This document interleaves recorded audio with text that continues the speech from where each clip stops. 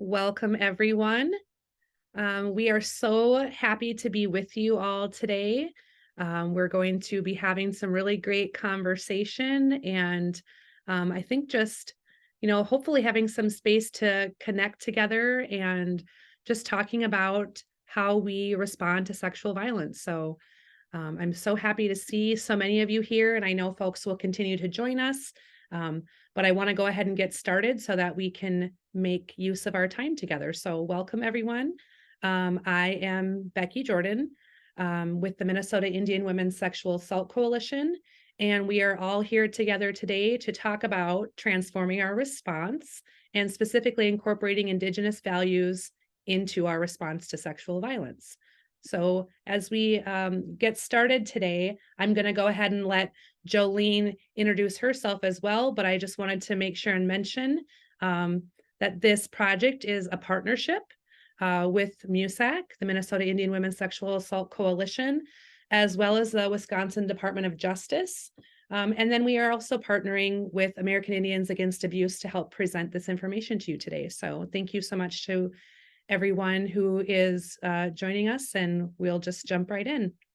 Like I mentioned, my name is Becky Jordan. I am the Communications and Design Specialist with the Minnesota Indian Women's Sexual Assault Coalition.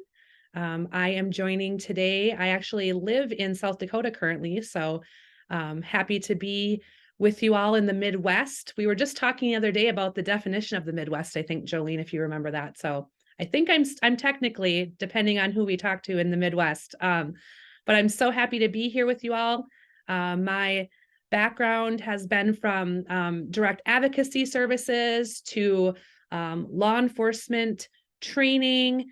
I was a development director for a while, just a wide variety of background and experience. And so happy to be here with you all today as we're talking about our response to sexual assault survivors. Jolene, you want to feel free and introduce yourself?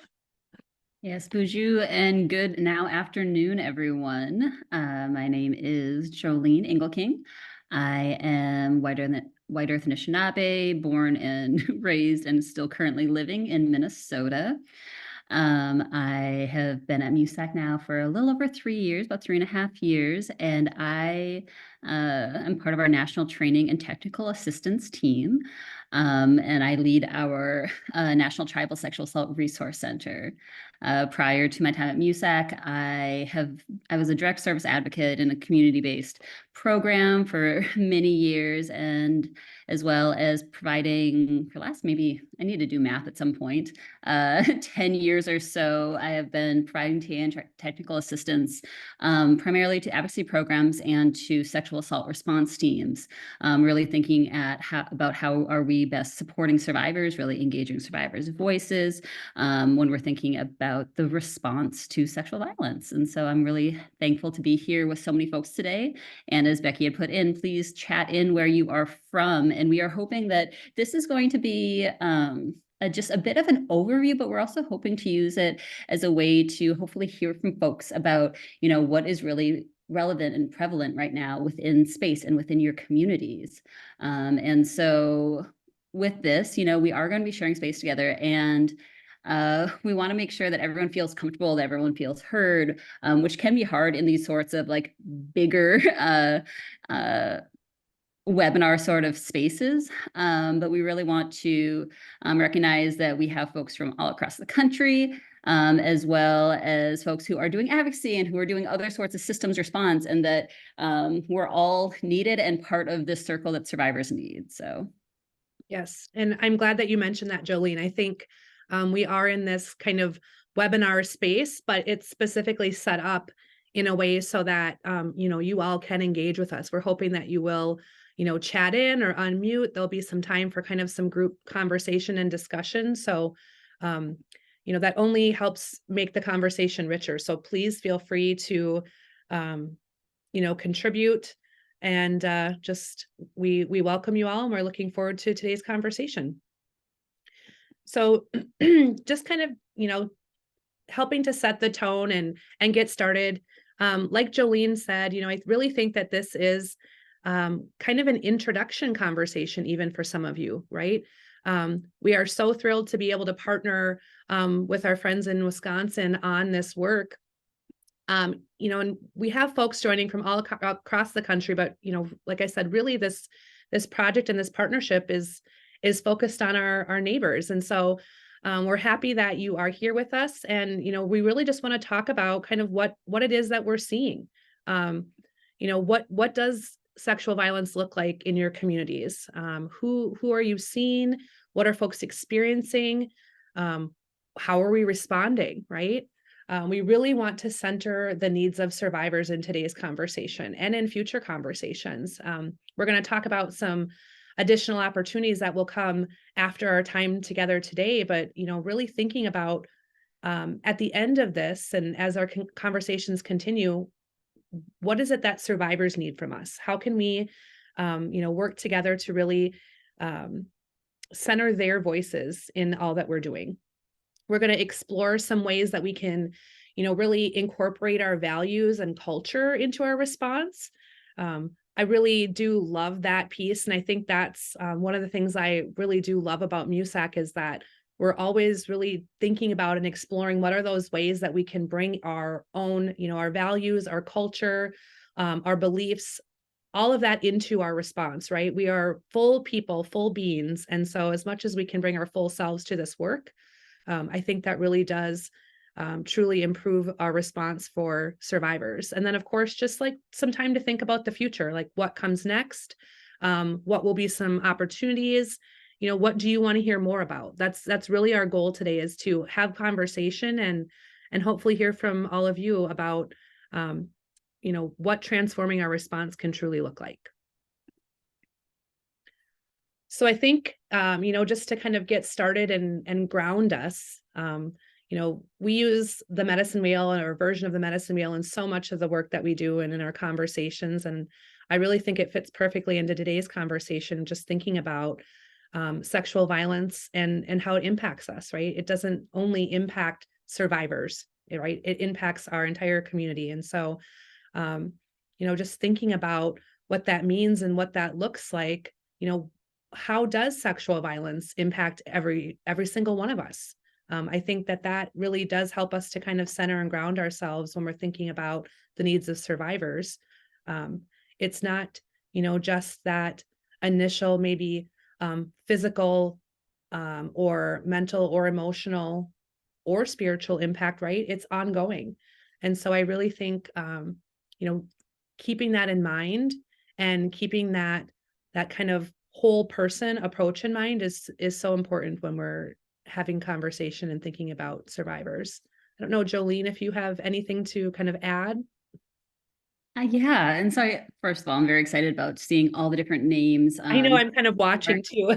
in the chat, but also, so today, so we're talking about this idea of transforming our response, or even just identifying, what our response may look like. And as we'll go into in the next few slides, we're thinking about how, with the well-known and disproportionate rates of sexual violence against Indigenous people, so often we don't fully understand what that response can even look like. And we've been doing this work for years and years, and there's been a lot of great headway and a lot of amazing people who have led this work in the past. And sometimes it feels that we are still hearing from community after community after community that survivors don't have a place to go, that even some programs or communities that have, good advocacy programs, that folks aren't always welcome there, and that our response is from the criminal legal system is often either felt inaccessible, or people are hitting into these roadblocks. And so much of what our work has really focused on has been on healing both the person and the community, right? And so we wanted to kind of dive a little bit deeper into these things today. So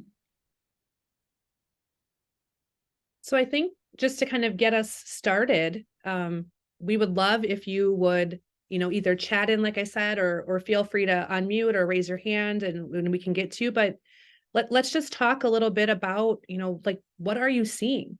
What do you already know about sexual violence? What does it look like in your communities? What are survivors saying? What are you experiencing as someone who is maybe responding to sexual violence? We're just kind of curious, like, what do you already know? What are you seeing? What's happening?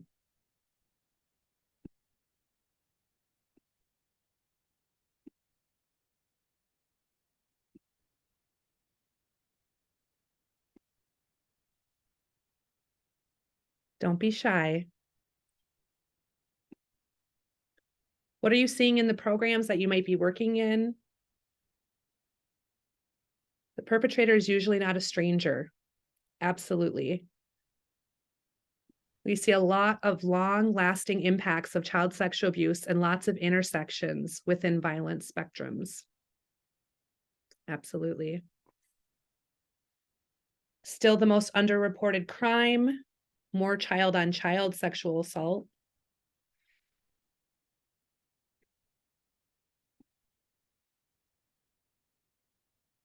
Other things that you're thinking about or seeing or hearing? People feeling like they don't have options, being frustrated or harmed by police reporting processes. A lot of sexual assault in the homeless community. Perfect. And I think it's so important that we always are kind of taking that pause to think about like what's happening now, right? Um, you know, Jolene mentioned that we've been doing this work for a while, a lot of us, right? And just kind of having these conversations. But I think it's always important that we kind of have that stop and check in and think about like what's happening right now, right? We've got learnings and things that we've seen over the years, but what are we seeing right now in our communities? I see we've got an incredible uptick recently in SANE exams. So SANE being sexual assault nurse examiners. A lot of unhoused or people living with addictions. We have a population of about 3% Indigenous folks in our area, but a quarter of the survivors we serve are Indigenous. Increasing a number of teens experiencing trafficking who don't understand what is happening to them. And that healing could take years and impacts the daily lives. Absolutely. And again, like feel free to, as we go, add additional things that you're seeing within the chat. But I just think it's so important as we kind of enter into the conversation to just kind of call out and name some of the realities that folks are experiencing in our communities, right? Because it's so important when we're building our response that we're centering it in what our community's needs are. And so kind of along with that, we'd love to, again, have some conversation about like, what are we doing? What does the response look like for survivors right now? What is there information that you're putting out in your community? Do you have, public education happening? Kind of what does a response look like? Anyone willing to share what that's looking like? I do see a comment, a lot of misinformation surrounding sex trafficking and how it generally starts and who the buyers are.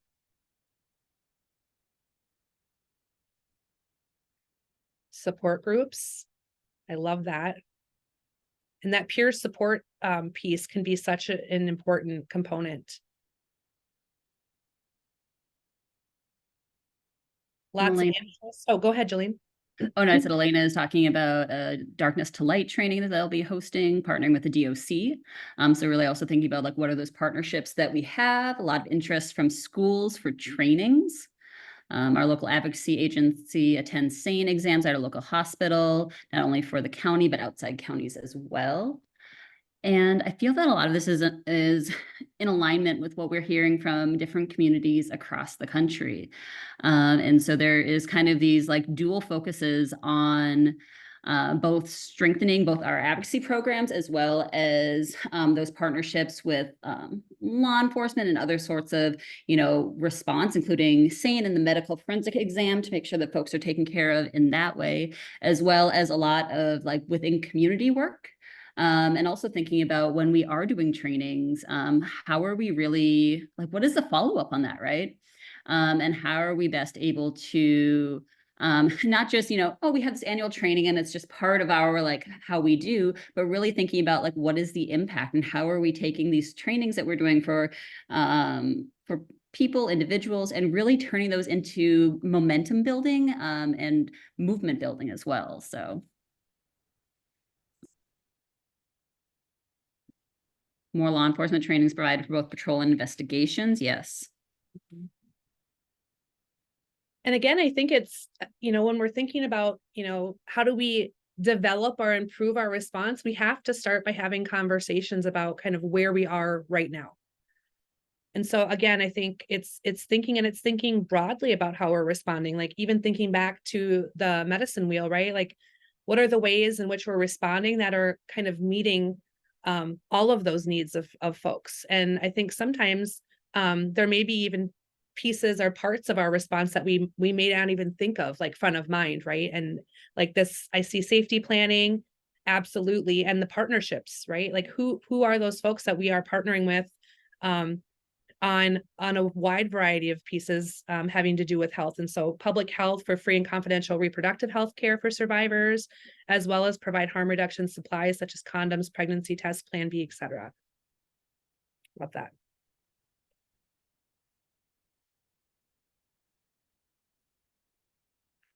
So I think a lot of your responses really did illustrate, who are those folks that can be part of this circle.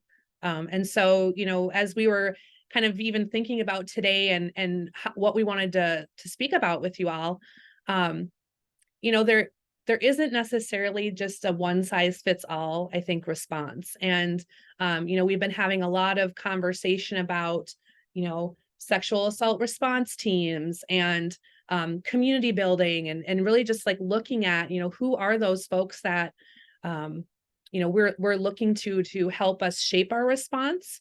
But I mean that circle has to be determined by your unique community. And so, just thinking about, kind of our usual folks who tend to be involved in our response, right? Like our advocacy programs, law enforcement, prosecution, medical, like we've already all been talking about, corrections, even probation.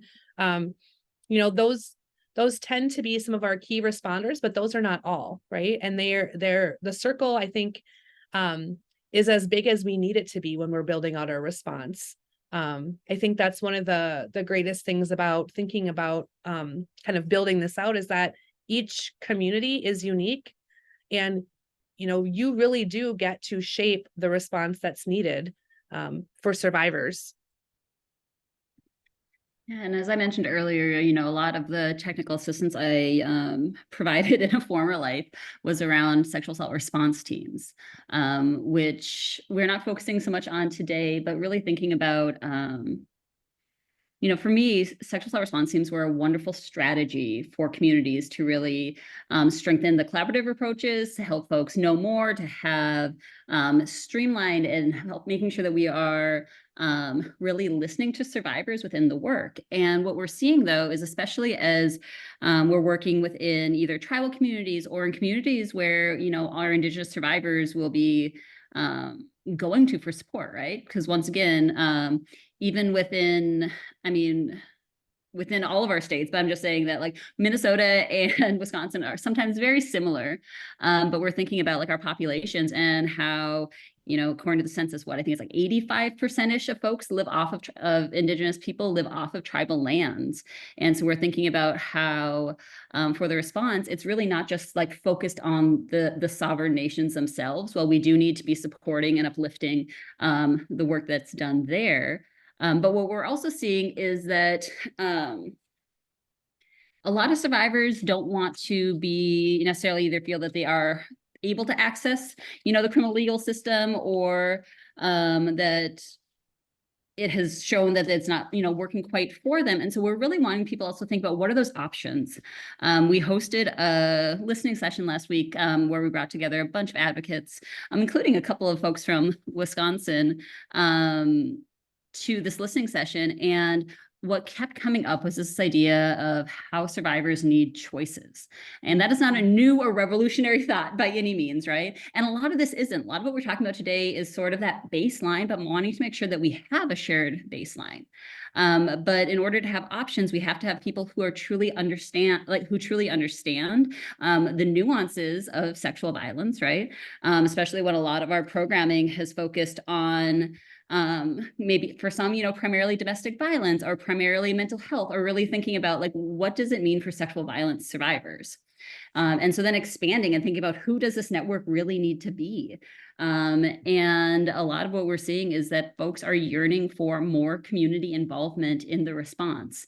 And so for so long, SARTs have kind of been this like set aside thing that kind of does their work. But really thinking about how are we better able to have a true community response to sexual violence, where it's community perhaps even defining what justice looks like, or what are those avenues that communities can really explore, right? Yeah, and Maria's talking about in the chat that we're creating awareness in the community, and cultural community services are increasing. And so I think that that kind of is in alignment with what you're just talking about, Jolene, and thinking broadly about, kind of who, I don't even want to say is at the table, right? But in some of those kind of like where we've built this traditional kind of team or systems heavy or systems focused response, it really has been kind of, these folks are brought to the table, and there are, maybe other very key folks in our community who either maybe aren't thought of or are brought in later in the process, right? Sometimes can feel like an afterthought, even of like, okay, we're building this kind of this core team of folks who's going to respond in this crisis situation, right? But like we're talking about that, that sexual violence, impacts our whole self and can have lifelong impacts. And so what are we doing for survivors, and how are we building those supports for the long term, right? And or even I know I don't know how much time we'll get today to talk about prevention, right? But even in when we're thinking about prevention, that's what I think about even as I look at this list here of thinking about other places that, you know, survivors might be talking about the violence that they've experienced, right? So like in schools or, in mental health services or counseling, right? Like where are those other places in communities where they might be disclosing or kind of going for help? And so thinking about, our traditional healers and any type of culturally specific programming, and just when folks are out in community, right? I mean, I think,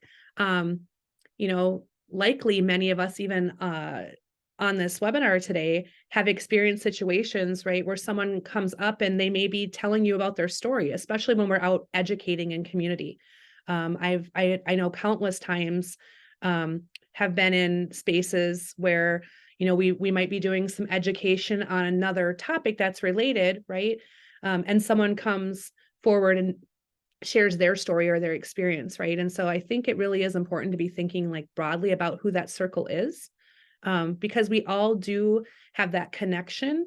And I guess I would even say that responsibility, right, to be able to kind of listen and provide that support, and maybe kind of know where to connect folks in our community. Like, where are those places that we know, okay, this is somewhere where you can go for support, and they truly are informed, not only about sexual violence, but about the whole person, right? And so spaces where culture or identity or whatever that might be can come into play. So I just think it's, important to think broadly on all of these spaces. And again, Jolene kind of touched on some of this, even thinking about access to justice and what justice means. Like all of these pieces are points for discussion, and places to kind of start having conversation and building relationships.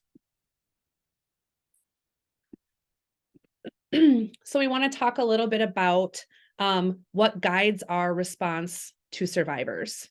When we're thinking about sexual violence, what are some of those things? And again, feel free to chat or unmute, that tend to guide how you might respond, whether it's experiences or, kind of your role or even laws, right? Maybe let's just think about like what that looks like.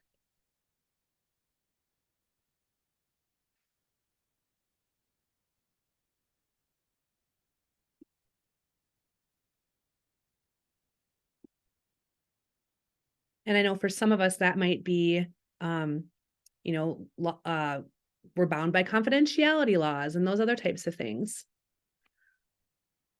So, what is the outcome that the survivor is hoping to have, and what paths are available to us to get us close to that place as possible? Awesome. Needs that survivors identify. Absolutely. Hearing directly from survivors, right? What other things might guide our response, or how we're going to respond, or what we might do when we um, hear from survivors?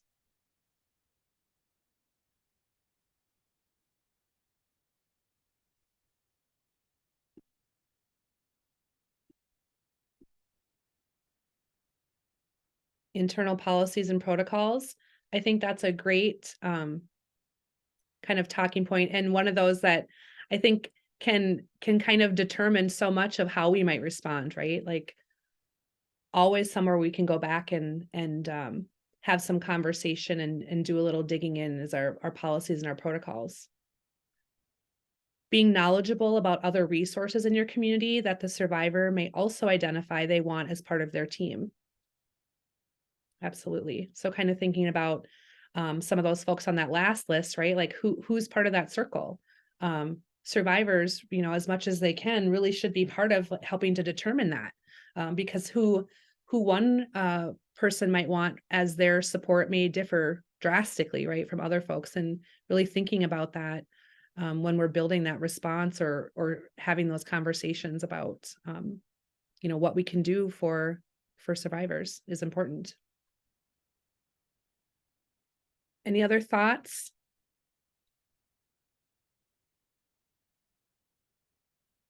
Providing support and assistance throughout the investigation process. Emotional healing and justice. They look for support along the way. Absolutely. And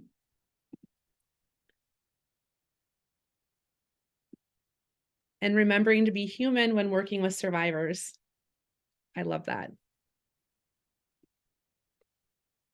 Jolene, do you want to talk a little bit about kind of our roles and thinking about what that might look like?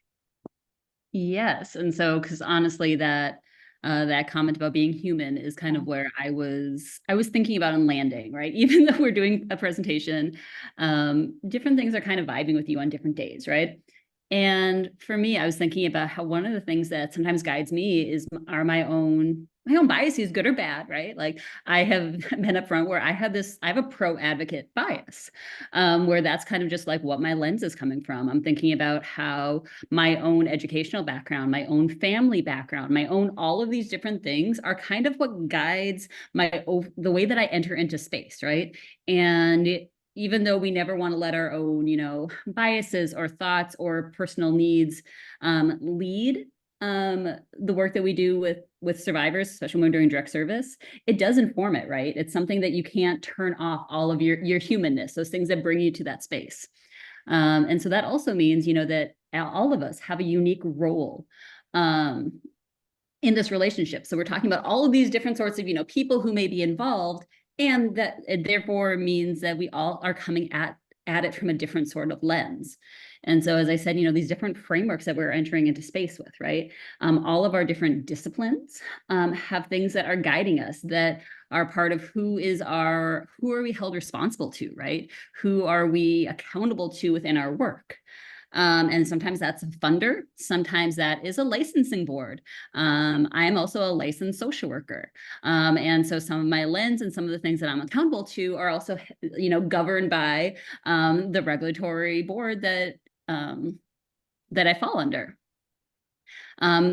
The laws, so when you're thinking about the privacy, confidentiality, privilege that we have to follow. And so with all of these different things that are kind of shaping who we are and enter into space, like sometimes there's some rubs, right? Especially if we're not really understanding what somebody else's role is.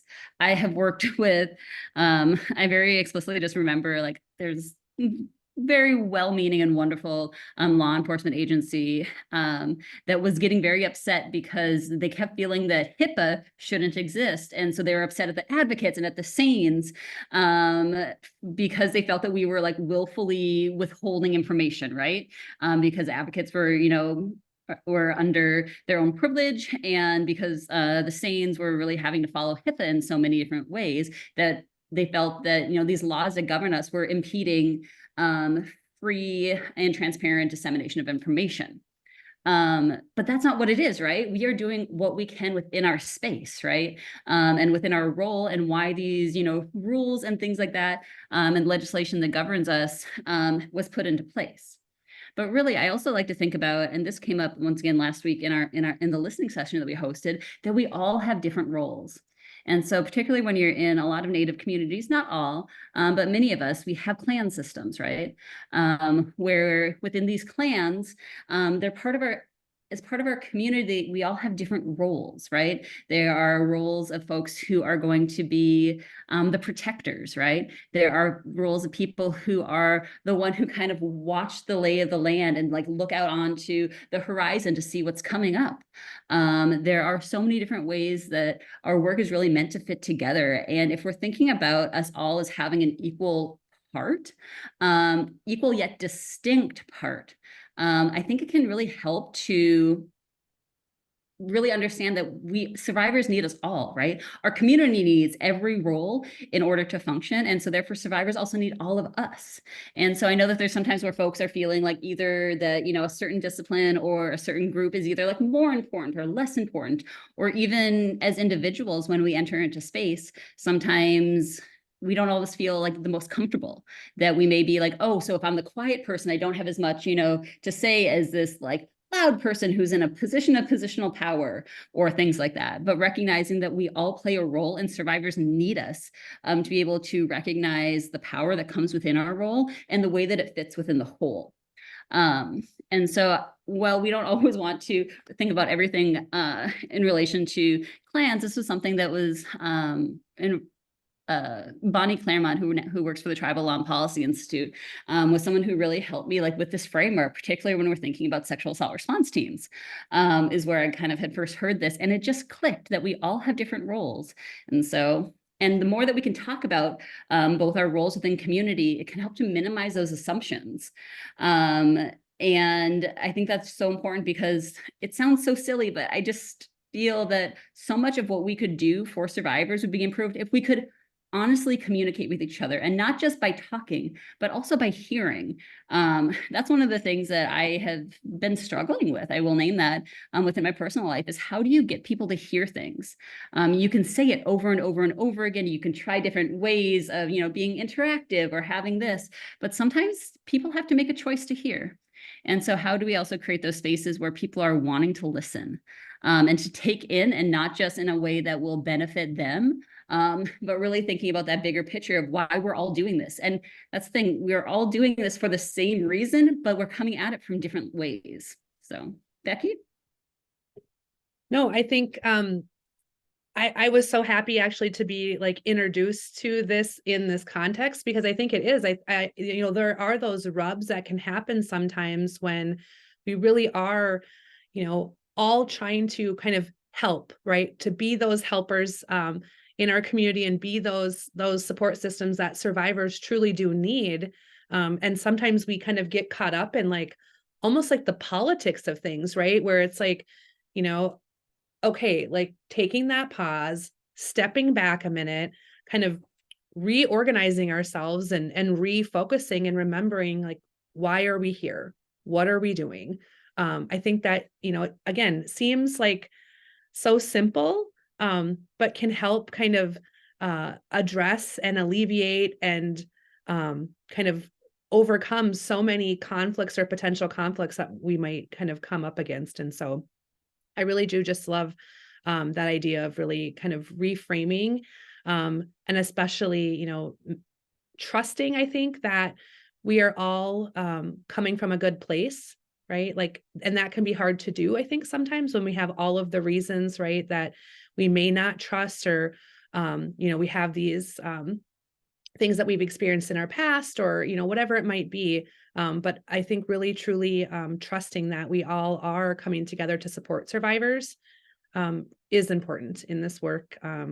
And not always easy, and sometimes challenging. And sometimes we have to be willing to call things out. And like you said, Jolene, just kind of, just listen, right? I think like so many things can be alleviated by listening. And before we move on, this is Jolene again. Um, I also like with this is like a place where I would love to just do like a little like, hey, this is something I would love for folks to be able to implement, is both how are we mapping the systems that currently exist and thinking about where do survivors really go? Where are those initial points of disclosure? And sometimes that's, the school counselor or the advocate or the medical or all of the different things, but really thinking about what does that full map look like for our communities? And how can we really be making sure that we understand what that full picture is and not just our little corner of it, right? The other thing that I think that more and more organizations and more like teams or groups need to be thinking about is, in addition to like what are our formal titles and what are those things that people know, how do we see ourselves within the work, right? Really thinking about, there's some people who are leaders, and what does leadership really look like? Are there multiple styles of that? Other folks are the doers, the people who just want to just get in there and just like dabble with all the stuff. Other people are those who want to kind of like help to, clean up and shore up that everything is going the way that it should. And so when we're thinking both about us as, sometimes representatives of our discipline, but also as humans, like what do we bring to the table and how are we seeing ourselves within this work? And so I think that even just an exercise of, drawing that out or talking out, like how do you see yourself? Within advocacy, sometimes like, like we play multiple roles. And I think it was last year I did a kind of a panel discussion on this idea of like, what are some of the different roles that advocates play, right? Both as, the fierce auntie who's coming into spaces and to help to, name truth and, offer love and support in so many ways. Sometimes we are the warriors. Sometimes we are the person who's walking alongside. Sometimes we're, so like those different lenses of that we are able to bring to the table, because we aren't always just one thing. So if you feel like it, feel free to chat in those, like maybe how you see yourself within this work. What is your role? Absolutely. And I think, I've heard you kind of speak about this a couple times, Jolene, so I'm going to turn it over to you, but I just wanted to say, bringing not only our full selves, but like also our teachings and our values is important, right? Like we are not talking about like, we're not robots and a one size fits all, like we've kind of touched on so many times, but really kind of thinking about like how we do all show up and how we do our work together. I think that we truly do live out our values in the work that we do. And so I think having that space and creating that space, I think intentionally, right, where we can be having conversations in our communities, in our teams, in our homes, wherever that might be, where we can bring our full selves and can have conversations about like, right, like, why are we doing this work? How do I want to do this work? How do we want to do this work collectively? Like, I think those sometimes can get kind of forgotten or pushed to the wayside or even kind of assumed, right? Like, I think sometimes, we might get so focused on the end goal, right? Like if that is writing a protocol or a conviction, right? If there's a criminal justice or accountability or whatever that might be, right? And we may lose sight of like the whys and the hows and like our personness in all this. So I just wanted to kind of say that before you jump in, Jolene. Yes. And that also just made me think about the fact that those things, right? Those steps, those policies, those things like that, that's not the end goal, right? I was at a meeting recently where I think a lot of people kind of got into a little bit of a bicker with the presenter, because he kept being like, oh, so the end goal is that we get this ROI signed or that we get these MOU signed, right? And we're like, no, the end goal for us is relationships, right? And or helping survivors or whatever it may be within that moment. And so thinking about these as steps, but not as steps to the end goal, but not the end goal in itself, right? And so I keep thinking about, like, within our communities and within our response, um, what do we really need in order to create change? And so a lot of that for me is, what would it look like if we were truly able to live out our values through our work? And, most of us have organization values or things like that. But we also, I'm speaking just from my own lens, as Ojibwe people, we have the 7 teachings of the grandfathers, and thinking about what would life really look like? What would my work look like if this is what was guiding me? And so these are things that I've been trying to work with, especially like with different teams and things like, and communities, is how are we best able to kind of set the tone and also practice living out these values? And so in that can be really hard, especially in multidisciplinary groups, especially in groups where, I don't know, I'm assuming this is the same in some communities, where sometimes there's long-standing like rubs between organizations that have maybe been in place for like 15, 20 years. Often there's not even the same people that are there. Sometimes we don't know the initial cause of what the issue was, but it continues on, right? And that really has a huge impact on survivors if we're not even able to truly communicate. So in those sort of situations, like, what would it be like to be truly coming into a space with humility, with sometimes even admitting the fact that, our programs may have made missteps currently or historically? What does it look like when we're in a meeting and you have to, you know that you are not necessarily the best person to lead something, but you want to be there to support? And so how can we like model humility in all the work that we do? And also within this, how do we model this when we're working with survivors? How are we truly coming into spaces with them in ways that are genuine? Because that is one of the things that, like, we just keep hearing from communities and survivors, is that survivors know how to read people so well, right? And that people can see when you're being disingenuine, and people can see when you're coming at them with like airs or coming with judgment, if we're going to kind of like a worst case scenario. And instead, how can we best, like when working with survivors and with our partners, like thinking about honesty, which should be something that's innate in who we are. But how do you balance honesty with like the strategy that sometimes comes with, like, a prosecution or things like that? How could we even model love within our work? And that is the one where, especially with the sexual assault response teams I've worked with, where they've had a really hard time thinking about, like, is love an appropriate thing to be within a group? And I'm never saying that all of these need to be in each and every group. And this is also, one culture's kind of guiding posts or teachings, but really thinking about, like, what would it be like and how radical could it be if we were actually practicing this? And a lot of that is truly just that word, practice. When we're in communities, there's very rarely quick fixes. There's, certain things that we can easily maybe take care of when it comes to like adjusting a protocol or making this like direct connection to, a couple of people. But a lot of this is like the current culture that we live in, where survivors often feel that they can't go anywhere. That didn't start overnight, and it's not going to heal overnight, right? And so we have to take the time to build trust with community. We have to take time to really reevaluate and practice discernment about our own practice and our own role as an individual and as like a discipline, what our role is in causing that harm, and then what steps are we going to be able to take to really create a new space where survivors and all community feels listened to, believed, and that they're able to have a role in creating, a future free from violence, right? And so I just want to always think about, like, how can we have our values guide us within our work? Thanks, Jolene. And I too think about just like there are so many things that we can be considering when we're, kind of crafting our response, right? Or thinking about how we can do this work.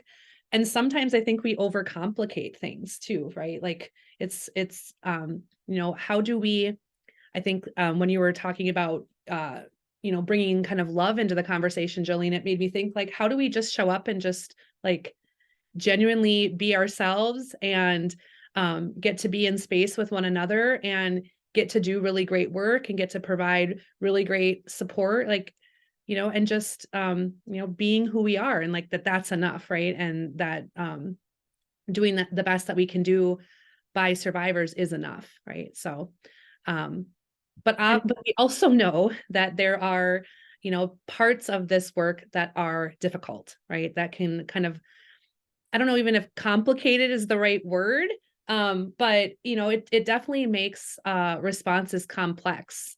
And just kind of thinking again, just like how we are all unique individuals, we are all unique and we have all experienced what we've experienced. And so, when we're kind of thinking through how we can improve our response and how we can improve, really the lives of survivors and our whole community, right? If we're truly thinking about how to, transform different pieces of our community, like that is going to have an impact on survivors and families too, right? And so, I mean, just thinking, even like looking at some of the things that we've named here, um, the link, sexual violence being linked to so many other issues, right? Whether it's, kind of in our conversations last week, again, we were talking about prevention, and it just kind of made me think about like, it's like what does prevention in sexual violence truly mean? What does it need to look like, right? So if we're thinking about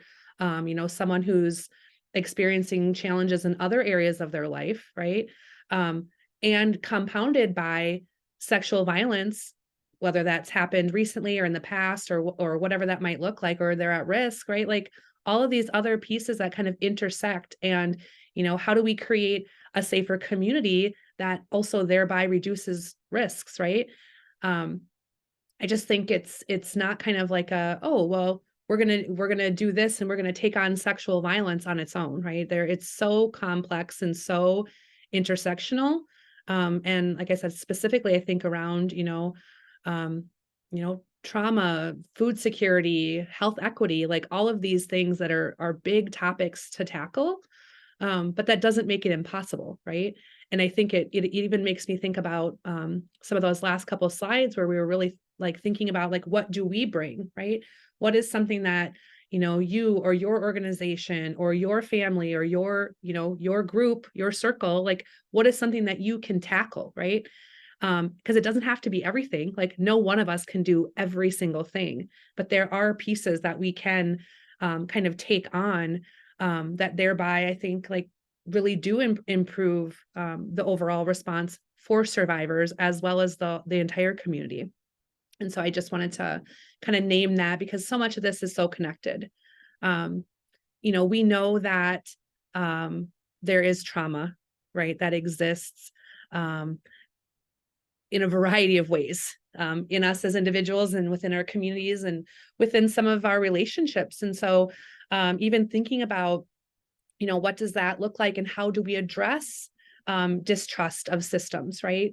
If we have, long lasting, distrust of certain systems or have been victimized or have other trauma that's happened, like, how do we work through that? Right. And that onus is not on a survivor or their families necessarily, right? But it's, I think, thinking about as the like the relationship, like how do we, if we're a part of the system, like work to rebuild some of that trust. I think sometimes, I've heard in communities kind of that response of like, well, whoever they is, they just need to get over it, right? They just need to work through it. They need to get over it. They need to trust me because I'm not that person who has hurt them or whatever that might be. But like, if we're the ones, who have kind of created this, we really do have a responsibility to rebuild the trust. And, whatever that means, if it's creating safe space to have conversation, if it's, having creating opportunities that, we're not only kind of showing up in these traumatic times, right? Like, if someone has, um, a trauma linked with hospitals, for instance, or medical facilities, like how can we, as a medical facility, be kind of continuously thinking about rebuilding trust with community and all of those kinds of things that come in. I think that can be really important and crucial in some of this work, and just kind of remembering that, we're trying to create these spaces that really can help meet the needs of folks. And if someone's not coming to our doors to seek help that's available, like why is that, right? And what are ways that we can kind of work to overcome that? um I'm just like, so many, I feel like every single kind of talking point on here we could spend our entire hour talking about. But even that, like, disconnection from culture, right? Like we're really kind of looking at and kind of grounding ourselves in thinking about ways that we can incorporate culture into our work.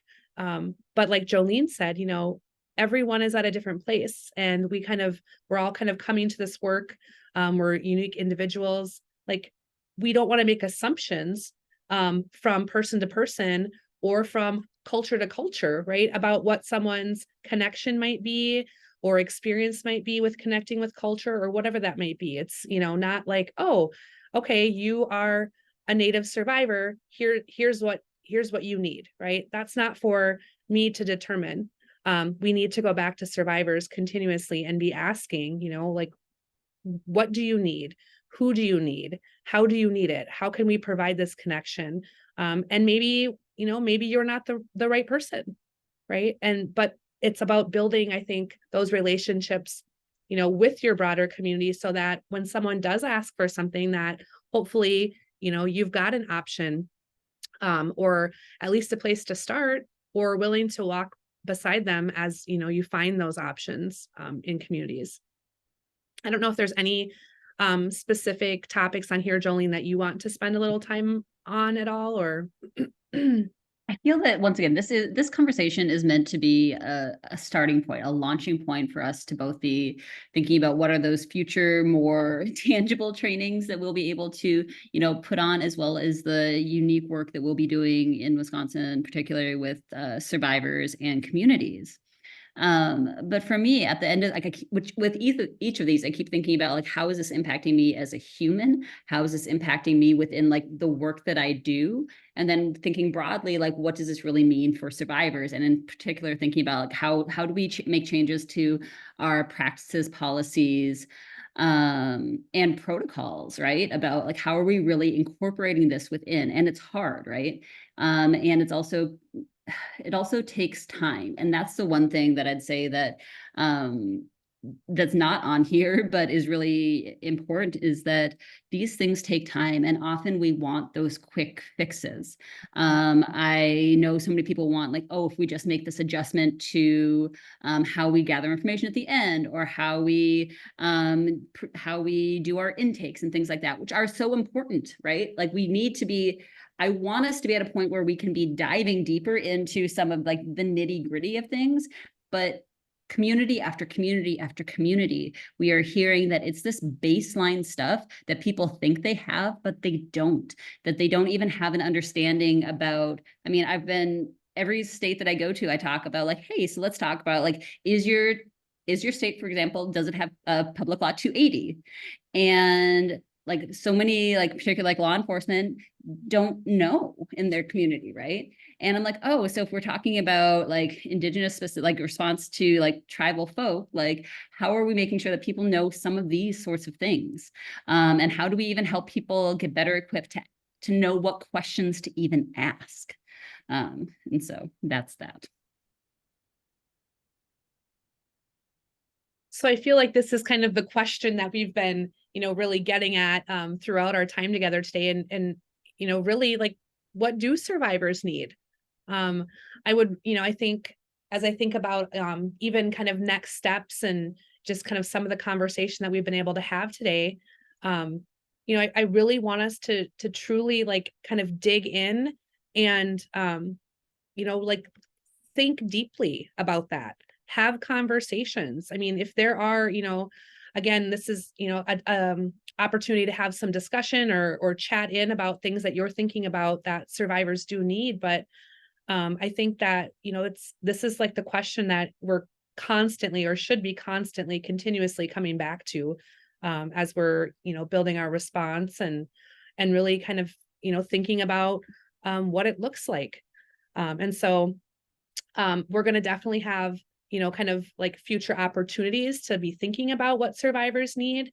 We want to be able to kind of talk through some of these pieces and kind of just touch on them.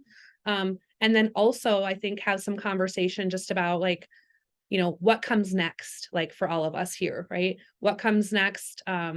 Where can we be kind of sharing space together and talking about those needs that survivors have?